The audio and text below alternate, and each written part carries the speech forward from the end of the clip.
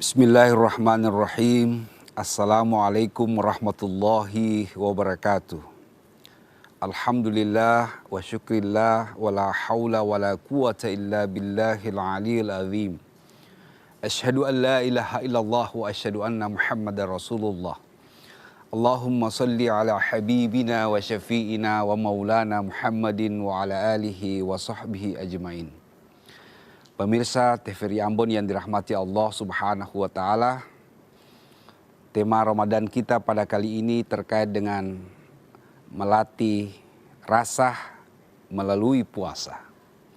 Mendidik rasa melalui puasa ini menjadi penting untuk kita bicarakan karena terkait dengan perubahan dan tantangan zaman.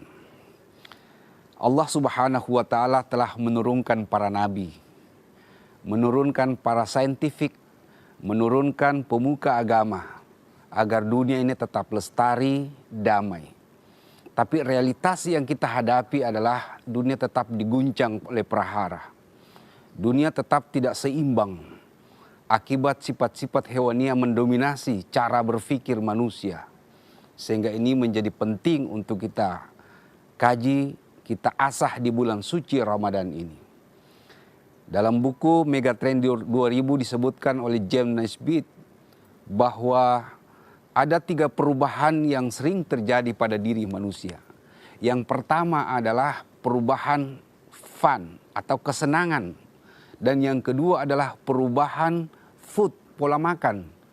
Yang ketiga adalah perubahan fashion, di mana tren setiap masa ke masa itu akan berubah. Sama dengan riset yang dilakukan oleh Alvin Toffler yang disebut dengan gelombang ketiga, bahwa perubahan dari gelombang industri ada sebuah perubahan yang disebut gelombang informasi, di mana dunia dikendalikan oleh informasi. Barang siapa yang mengendalikan informasi, maka dialah yang mengatur dunia ini.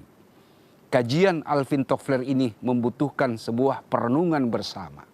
Yang pertama adalah ketika pergerakan dan tantangan zaman itu tidak dikendalikan dan ditata oleh wahyu, maka disitulah manusia mengalami destruktif peradaban, mengalami kehancuran peradaban, mengalami benturan peradaban.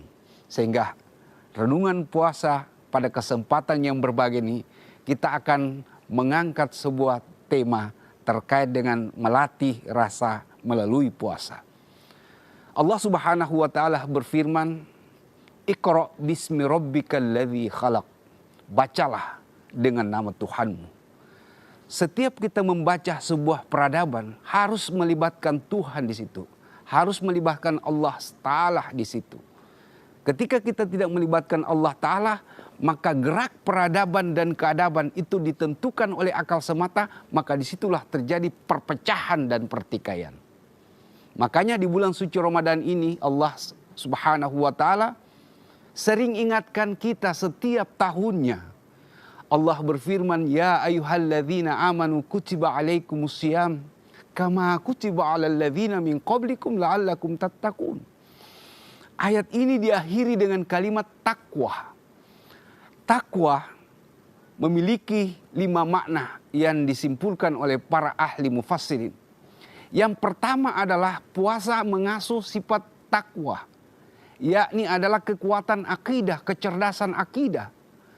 Karena kecerdasan akidah melalui puasa lewat kekuatan inilah yang membuat stabilitas batin kita, perasaan kita menjadi normal. Yang kedua adalah puasa mengasuh kecerdasan intelektual. Bagaimana kekuatan intelektual itu mampu membedah masalah melalui kita banyak mengkaji Al-Quran, membaca Al-Quran, bersalawat kepada baginda Rasulullah Al-Mustafa sebagai satu-satunya yang akan memberikan syafaat cinta. Dan yang ketiga, peran puasa adalah mendidik kecerdasan disiplin syariah, kecerdasan syariah. Karena kekuatan dan kesuksesan ditentukan oleh disiplin seseorang. Secanggih apapun pikiran Anda ketika Anda tidak disiplin, maka di situ Anda akan bertemu dengan yang namanya kegagalan. Karena kesuksesan hanya bisa dicapai dengan cara disiplin.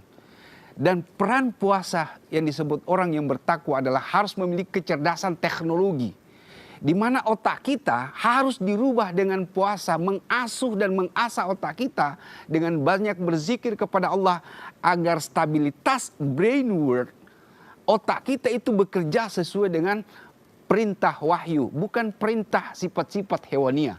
Karena ketika sifat hewaniah yang mendominasi pikiran kita, maka otak kita hanya menghargai yang namanya benda yang disebut peran era materialisme. Dan era materialisme inilah yang sangat berbahaya bagi kehidupan manusia, karena orang itu dihargai berdasarkan kedudukannya, berdasarkan jumlah hartanya, dan berdasarkan kekuatan politiknya. Kalau ini menjadi kiblat bersama kita, maka disitulah terjadi pertikaian antar manusia. Saling curiga antara satu dan lain. Saling cemburu antara satu yang lain, karena benda menjadi tujuan mereka. Bukan Allah Ta'ala menjadi tujuan mereka. Bukan Rasulullah Al-Mustafa sebagai inspirasi untuk membangun kehidupan menuju keadaban yang paripurna. Pemirsa TV Ambon yang dirahmati Allah Subhanahu wa Ta'ala. Ketika kita merenungi jejak-jejak perubahan dan tantangan zaman, era informasi telah merubah watak berpikir kita semua. Isra Mi'raj salah satu contoh bagaimana akal itu ditaklukkan, di mana Nabi menjalankan perintah ibadah solat melalui naik ke langit ketujuh.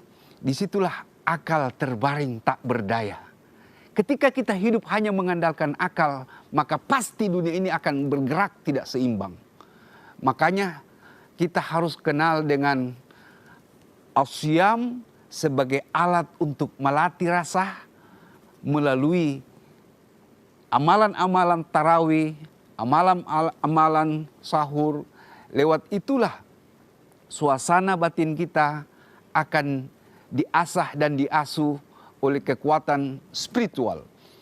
Karena ketika kekuatan spiritual ini itu disepelekan, postur anggaran untuk memperbaiki moral kebangsaan itu akan rusak ketika kecerdasan spiritual itu disepelekan.